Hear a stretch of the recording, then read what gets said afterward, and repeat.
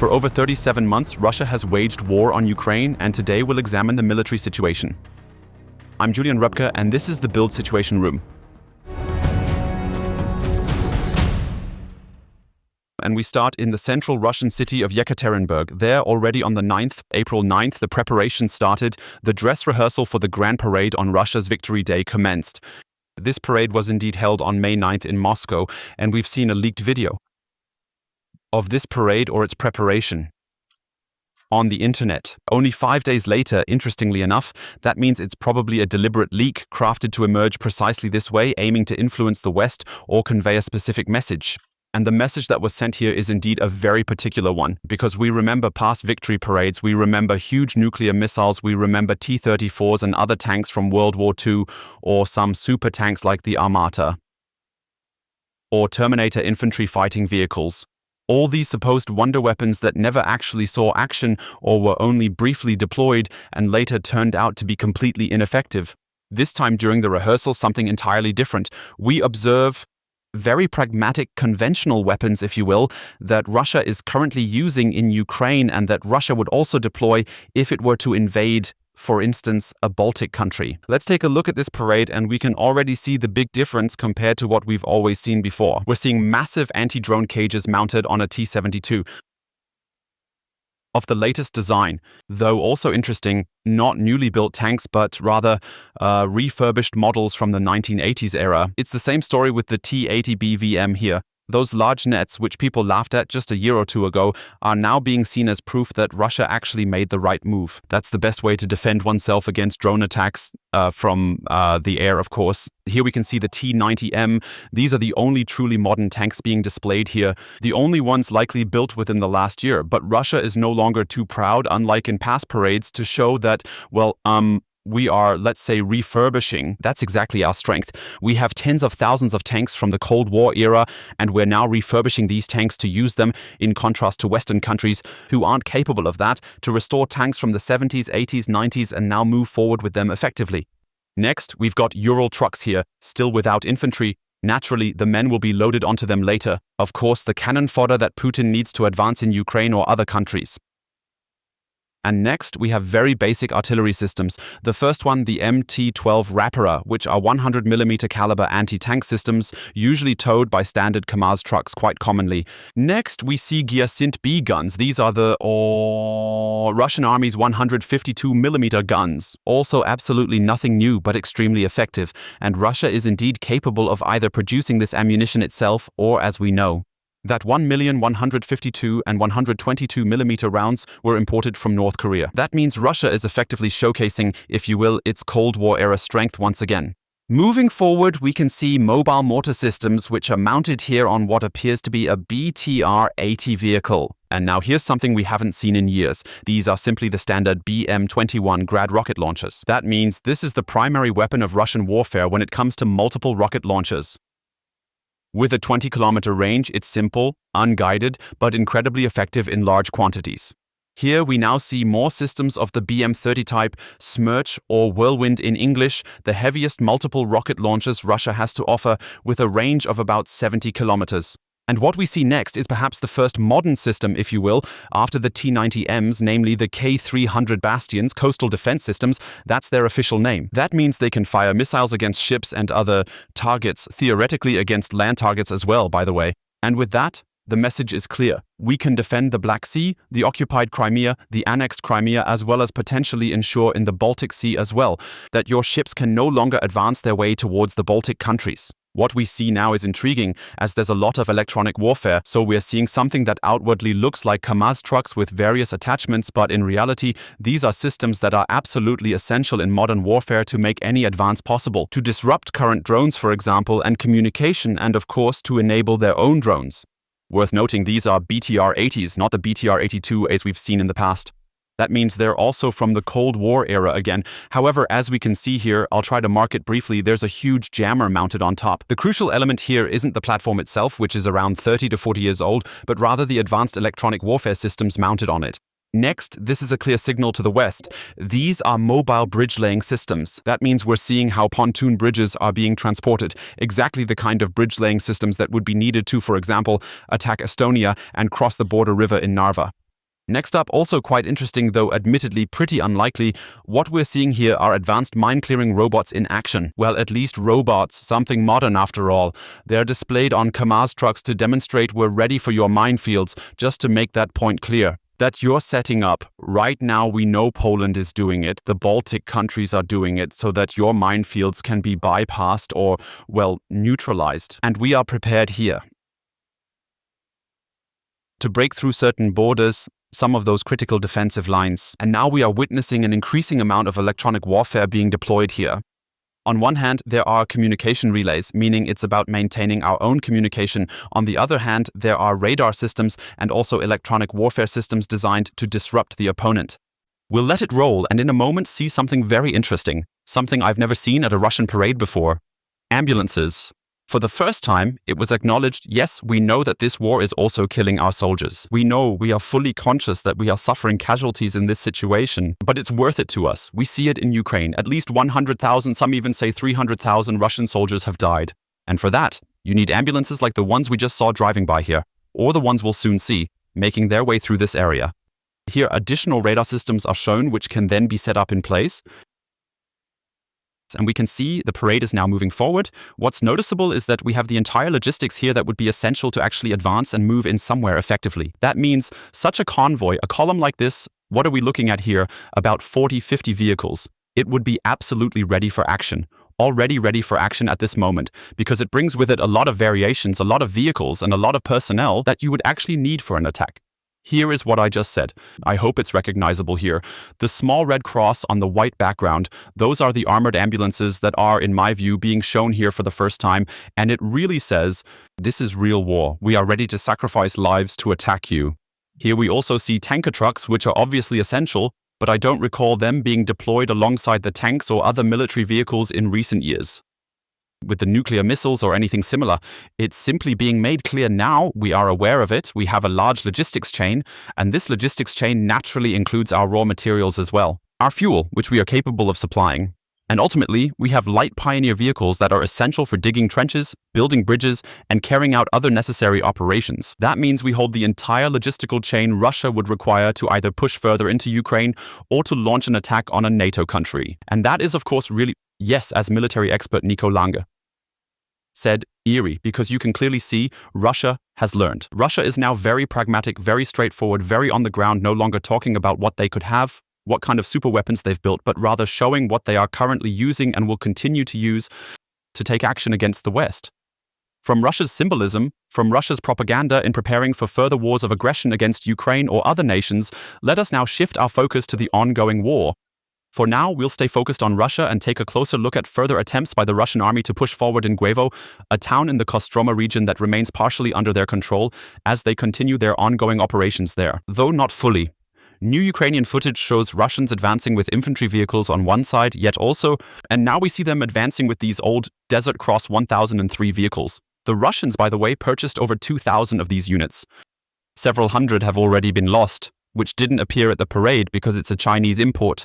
We'll take a closer look at that later. Demonstrates just how vulnerable Russian soldiers truly are to attacks, whether they come directly from Western forces or the Ukrainian military.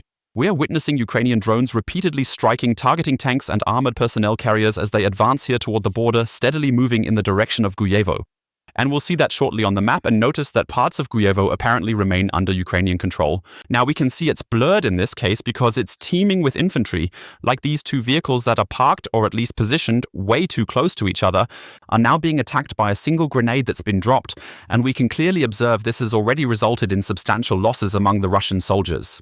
All of this, as mentioned, footage again from Kursk, the region where Russia claims to have had it under control for over a month now, and this here is now the vodka distillery in Guevo, and we've already seen the massive impacts there earlier in the video footage we've reviewed and analyzed. Here we see again the large craters created by the heavy Russian bombs here. This was previously a Ukrainian stronghold, a checkpoint, even a control center due to the large walls.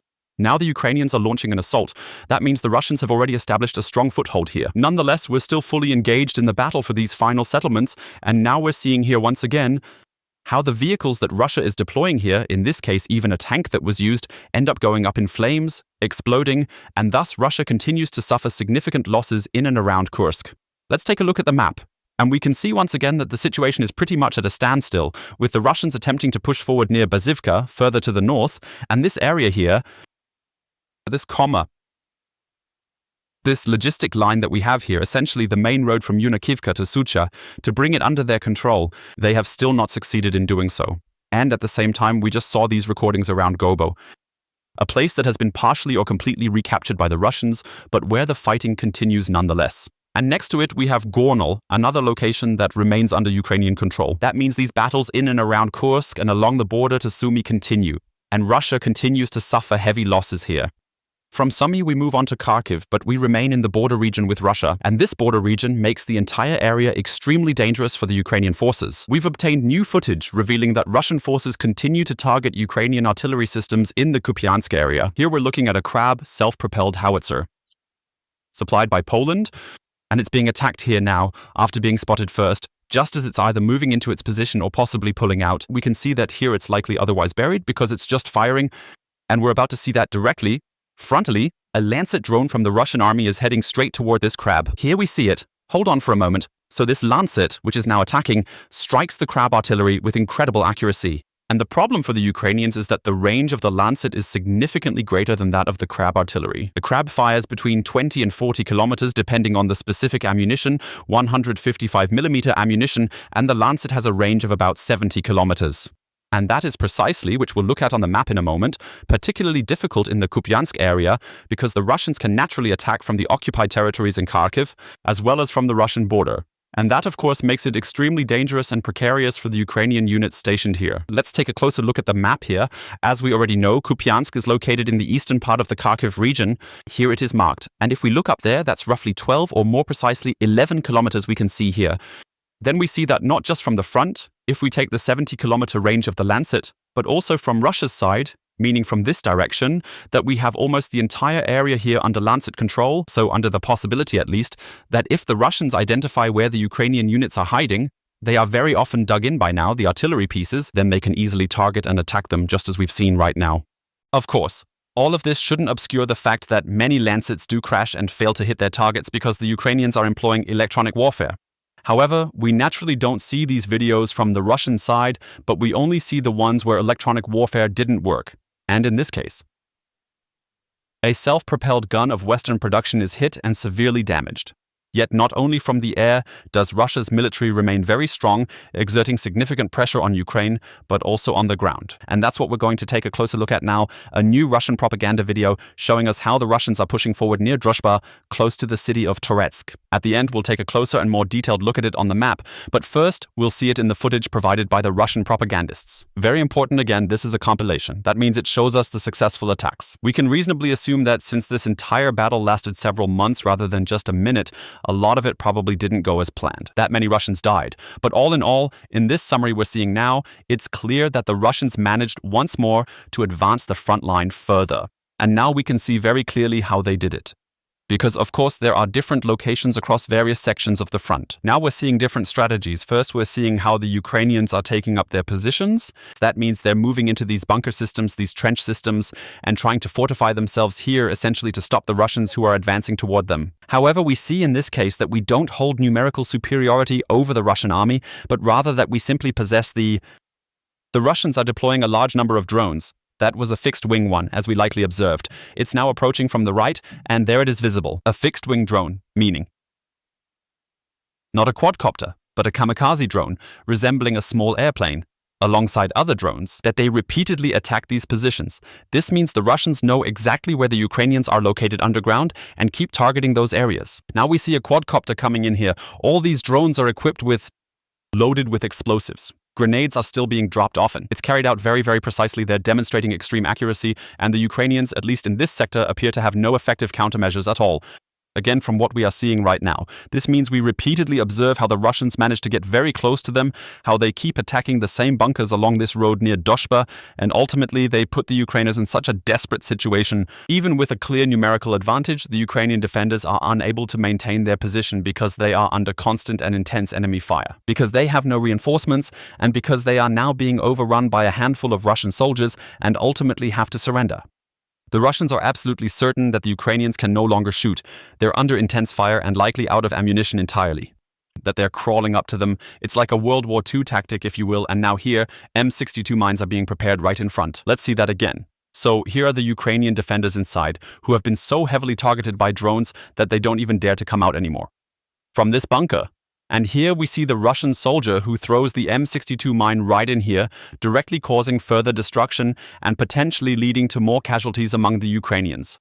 At the end, we see exactly what I described earlier. Only 2 Russian soldiers are moving closer to this bunker, steadily advancing toward it. It's absolutely clear the Ukrainians are inside. Despite that, they're still attempting to defend themselves. We just saw that the one Russian soldier is now sitting down here, and next to him there's an explosion.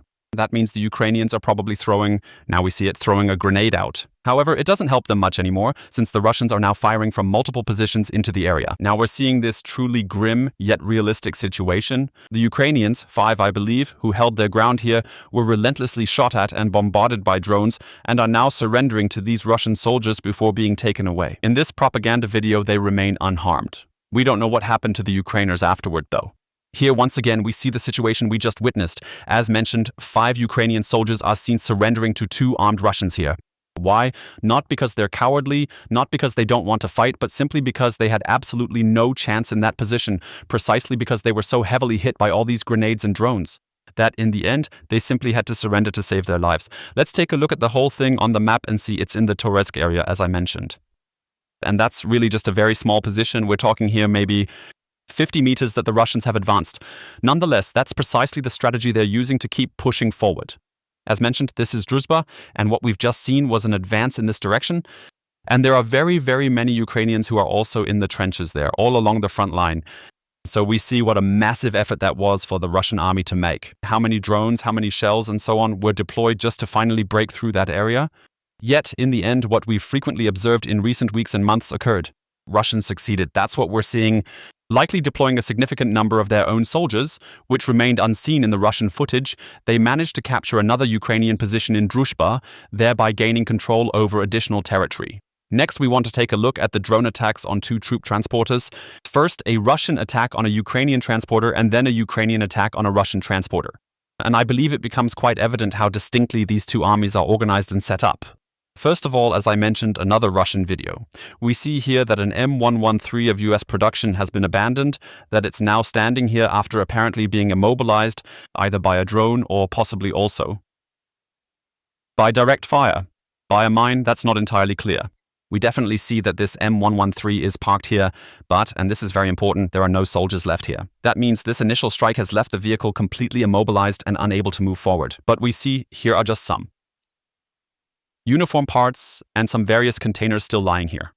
However, we see there are no dead and no wounded, at least none visible here. That means if there were any wounded, they were most likely evacuated by the Ukrainian army. Now we're seeing the impact. In a moment, we'll see what the Russians are so excited about. This is yet another drone. By the way, we also get to see just how big they are. You can see it clearly here. That's the drone coming into land. This is a fiber-guided drone considerably larger than Ukraine's quadcopter models. We can see it flying in now, and the cable it's dragging behind, which can extend up to 20 or even 10 kilometers, is clearly visible. We're now seeing the M113 destroyed. The Russians are celebrating it as a victory. We see once again, yes, the Ukrainians are losing a personnel carrier, Western-made. They are not losing any soldiers in the process, though. Why? Because they ensure to move from point A to point B in well-armored vehicles, especially along the front line. Let's shift our perspective and take a closer look at a Ukrainian FPV kamikaze drone strike, precisely targeting and successfully hitting a Russian military transport vehicle. And the entire situation culminates in absolute disaster and a bloodbath for the Russians involved here. Once again, we see that the Russians aren't thinking about needing armor. They're not considering the necessity of protecting their soldiers. Instead, we witness the drone attack on what appears to be a civilian vehicle. It's a type of truck, with even an opening at the rear. And we've got a total of 10 Russian soldiers who are packed onto it. And in the event of a drone strike with explosives hitting right in the center of these soldiers, we end up with an absolute massacre among them. Yes, where, beyond the propaganda we saw earlier about supposedly having well-armored vehicles for everyone and ambulances for evacuation, the reality is starkly different. You don't have enough armored vehicles, nor are proper evacuation measures even available. We are now seeing the impact of the drone here, fairly graphic footage, but no injuries are visible. Now, from a different angle, the Ukrainians have deployed a second drone to assess whether there are still individuals present who might potentially require any further engagement. Here we can see that a few soldiers have run away, about 2. However, and we've pixelated this accordingly, we see that this second kamikaze drone is only flying around the perimeter, looks around and observes a total of 8 bodies lying scattered all around this particular civilian vehicle. So we're probably looking at a situation where out of the 10 Russian soldiers, 8 were either killed or seriously wounded and are now lying here. This means the Ukrainians don't need to fly the drone in here anymore. We actually see interestingly, a secondary explosion. That means, as we already saw at the beginning, there was quite a significant amount of ammunition stored there. Of course, the soldiers had their equipment with them, their ammunition with them, and just through this one drone hit on an unarmored target, it leads to an absolute disaster for the Russian soldiers who were involved here. We're moving further south into the country, to the Zaporizhzhia region, and here we have some very interesting footage that shows how Ukrainian units are attacking large-scale electronic warfare systems belonging to the Russian army. In this particular instance, 2 warfare systems of the Borisov-Glebsk II type, and interestingly enough, both are most likely positioned within the Zaporizhzhia region, as we mentioned before. We can see that the reconnaissance takes place during the day. That means we have Ukrainian drones that fly into or over the occupied territory during daylight hours, and in the process, successfully locate and identify these reconnaissance systems. Earlier it was still folded up, and now we're witnessing the night attack. That means now we have the Ukrainian long-range drones, which, based on the information from earlier in the day, fly through here at night and drop large shells precisely onto this very sensitive technology of electronic warfare systems of the Borisov-Glebsk II type. These are nighttime recordings we're seeing evident by the footage. Sometimes they do switch to thermal vision just to get a better contrast to see what they've hit. Here, it's not the case. These are genuine nighttime recordings. The system was observed during the day and later targeted at night by a long-range drone. Here we see more footage. Again, it's clearly visible. This is the thermal view, and up there is the normal view, where you can see we're indeed in nighttime conditions. And it happens again in another location. Here we can also observe it. That. Even setting up the radar units immediately didn't make much of a difference, because here we can see the radar units are still lying on top of the vehicle. And now we'll see the nighttime attack once more, carried out by a long-range drone equipped with large grenades, and here's something particularly interesting to observe. By this point, all the radar units are standing, which are mounted on this system over there. Nonetheless, it failed to defend against the attack, the system, or even detect it properly. Or perhaps it was able to detect the attack, but no defensive measures were implemented, and we witness yet another multi-million euro system of the Russian army being targeted here. As mentioned, in this collaboration, in this coordinated interplay between surveillance drones during the day and long-range bombing drones at night. In the end, we want to take a look at an interesting duel, also between a Ukrainian drone and a Strela-10 air defense system of the Russian army. And here we see, these are recordings from the 78th Brigade. They're a bit packaged with PR, as it's already quite noticeable and clearly evident that the Russian soldiers there, when they spot the surveillance drone alone in the sky, it could be a larger one, it might be a fixed-wing drone, perhaps of the Lear type or something else, with a wingspan of about 2 meters. So, it's definitely noticeable from the ground. And we can see that the Russian soldiers have now noticed it. Some are running away, and here they are preparing their Strela-10 anti-aircraft system in hiding. I hope you can see it clearly.